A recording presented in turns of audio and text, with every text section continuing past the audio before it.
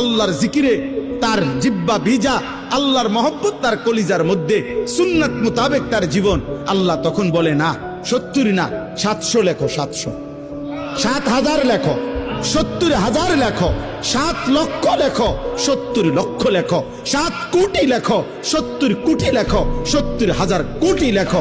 এক সেজদায়, এক সেজদায় একবার সুবহানাল্লাহ বললে আল্লাহ বলে লেখো 70,000 কোটি সুবহানাল্লাহ লেখো।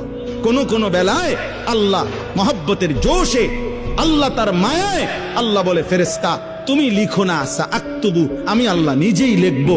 এই নেকি তুমি দিয়া পারতা না, আমি দেবো আমার বান্দার নেকি। বলেন বাপ, বলেন।